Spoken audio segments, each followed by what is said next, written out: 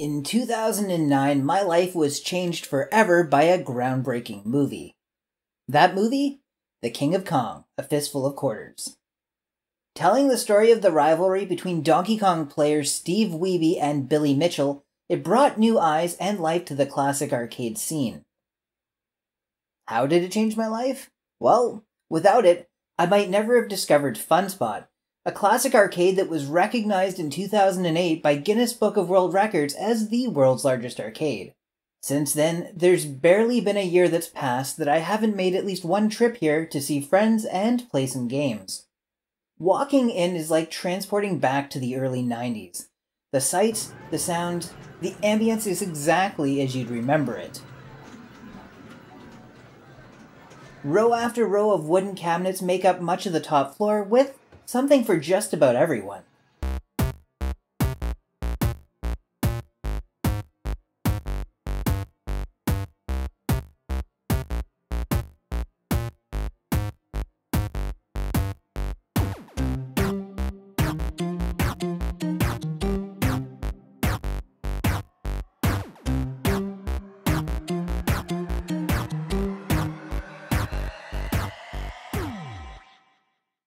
They've even got a few cockpit-style cabinets that let you fully immerse yourself in the action.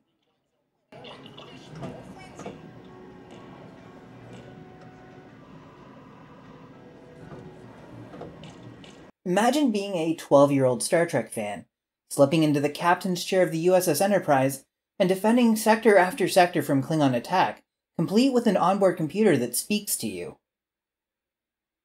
Unfortunately, keeping these cabinets up and running while keeping their internals as original as possible is starting to get difficult. And there's always a few machines that are more for looking at than playing. Now, 1943 has been my favorite arcade game for pretty much as long as I can remember, so it's always sad to find it in a state of disrepair. Now, if arcade games aren't your thing, the outer wall of the arcade floor, as well as a decent section of the second floor, are dedicated to classic pinball tables. From the earliest fully mechanical cabinets to the most modern combinations of mechanical and digital assets, there's plenty to play with and lots of unique and awesome designs. Take for example Funhouse, with an automated talking dummy that is just as likely to creep into your nightmares as to entertain.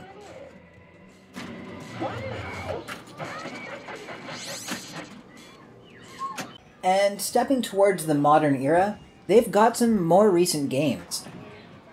The bottom floor has an entire wall of multiplayer racing games that link up. These ones have absolutely huge screens and more modern graphics.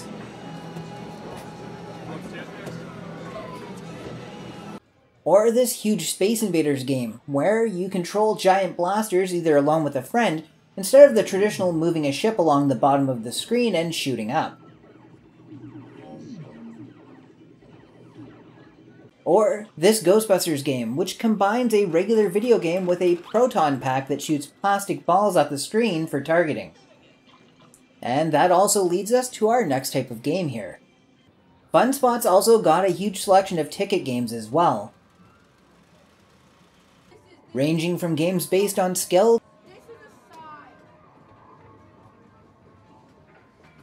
to games based on luck. It's the type of stuff you picture these days when you think of a kid's birthday party at a place like this.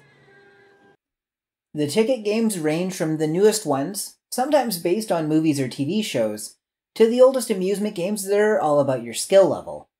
After all, who doesn't enjoy a friendly game of skeetball?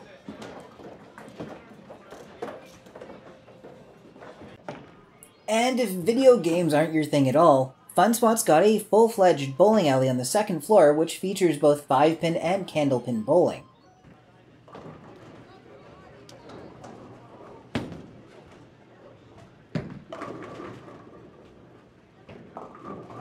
There's also the DA Tavern, the perfect place to grab yourself a tasty beverage and a slice of pretty decent pizza. While hanging out in the tavern, my wife and I ended up spending a fair amount of time playing this mechanical game, Ice Cold Beer, from 1983.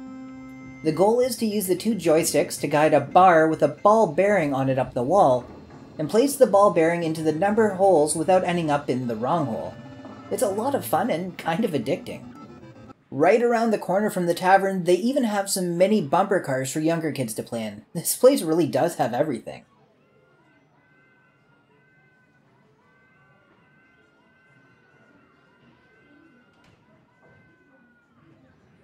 And seeing as Mini Putt was one of the main attractions for Funspot when they opened up all the way back in 1952, it only feels right to finish the tour on their indoor course.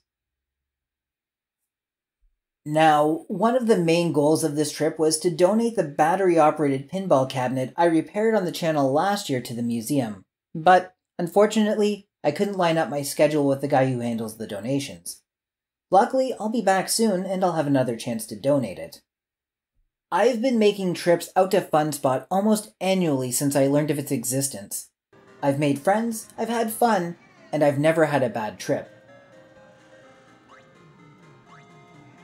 If you ever find yourself anywhere close to being in the neighborhood and you've got a love for classic games, I'd recommend giving it a go. I don't think you'll be disappointed. But hey, what other arcades are on your must-visit list? I'd love to know what I've been missing. Or do you have any fond memories about Funspot? Let me know in the comments below. Thanks to my Patreon supporters for helping make videos like this possible, and thanks to all of you for watching. I'll see you again real soon. Game over.